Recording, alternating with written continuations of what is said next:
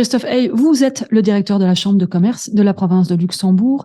Est-ce qu'on peut dire que dans cette crise énergétique, certains patrons la vivent vraiment très dure, mais on en parle très peu?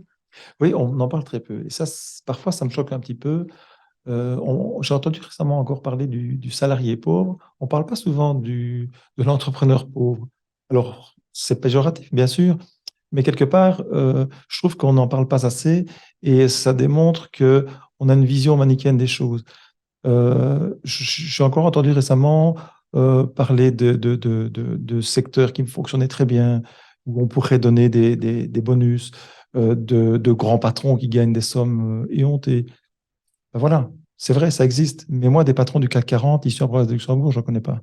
Mais par contre, vous connaissez de plus en plus de patrons qui, parfois, ne se payent pas quelques mois C'est ça. de salaire. C'est une réalité aussi, ça. Oui, c'est une réalité et c'est une réalité qui fait mal parce que quelque part, ce sont des gens qui avaient un idéal, qui ont investi leur argent, qui se sont lancés dans une activité et aujourd'hui, parfois, ils en viennent même à dépendre de leur conjoint parce que leur activité n'est plus suffisamment rémunératrice. Et alors, comme leur activité n'est plus suffisamment rémunératrice et qu'ils veulent quand même garder leur personnel, leurs équipes, et qu'est-ce qu'ils font? Ils se sous-payent ou ils se payent pas ou ils se Moins payent que leurs ouvriers, parfois, parfois oui. aussi. Oui, Mais ils s'en cachent, hein. ouais, oui, c'est ça. J'ai l'exemple d'un patron qui me disait, je gagne moins que mon chef d'équipe.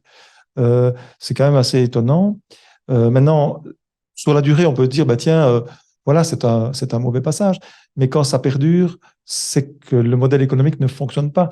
Et quand on voit que des gens se sont investis pendant X années et doivent fermer boutique, euh, ben, quelque part, ça fait mal. Et surtout, l'image que nous renvoient les médias n'est pas toujours la bonne à ce niveau-là. Et je me dis que Oui, certains... on caricature parfois un peu Ouais, les indépendants avec des grosses cylindrées, des Porsche, oui, voilà. etc.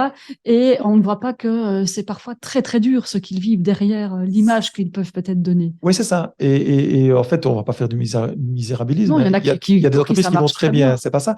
Mais quelque part, la voiture vous savez, si on fait faillite et que la voiture appartient à la société, on n'a plus de voiture, hein. Donc, ça veut dire que quelque part, ce petit joyau qui était là sur le parking présente fort, fort peu de choses. Ce qu'il faut voir, c'est l'ensemble de la réalité. Et il faut se dire aussi que euh, on n'est pas suffisamment attentif à cet indépendant ou à cet entrepreneur qui, quelque part, pour poursuivre un rêve et qui, pour aussi procurer de l'emploi aux gens, parfois fait beaucoup de sacrifices. Et ils Souvent, on fait travaillent beaucoup de sacrifices. 7 jours Donc, il sur travaille. 7, les jours fériés. Voilà, exactement.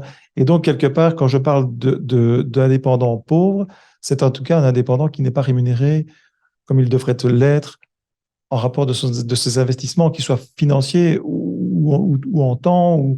Donc, il n'est pas suffisamment rémunéré. Et donc, quelque part, quand je dis qu'il est pauvre, il n'est peut-être pas à la rue, c'est peut-être pas ça la question, mais en tout cas, il n'a pas le rendu qu'il devrait avoir.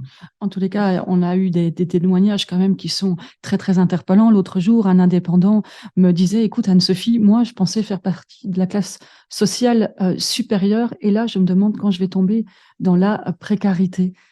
Des gens qui ont pignon sur rue, pour qui tout a toujours bien marché depuis 30 ans et qui là ont peur de ne pas tenir le coup et qui nous disent, d'autres nous disaient, mais on a encore 6 mois comme ça et un an, Anne-Sophie, on ferme. Ça, c'est encore un autre témoignage dans l'ORECA. Encore un an comme ça et nous, on aura tout laissé, toutes nos économies. Là, ce sera plus possible. Oui, ça, c'est interpellant quand même. Je pense qu'on ne peut pas être insensible à ça. Et oui, vous parlez de l'Oreca. Je discutais récemment avec un patron d'un restaurant qui a pignon-sur-rue en province de Luxembourg qui me disait, un service sur deux, je perds de l'argent. Donc, quelque part, qu'est-ce que je fais? Je ne fais plus qu'un service. Oui, mais mon modèle économique ne fonctionne pas comme ça.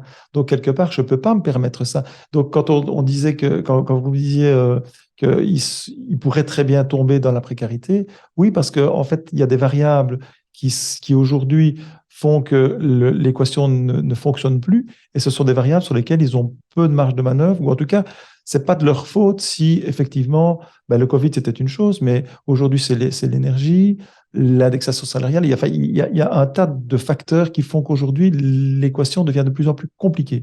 Merci Christophe Hay d'être venu dans notre studio et d'avoir répondu à toutes nos questions. Merci Christophe. Merci, au revoir.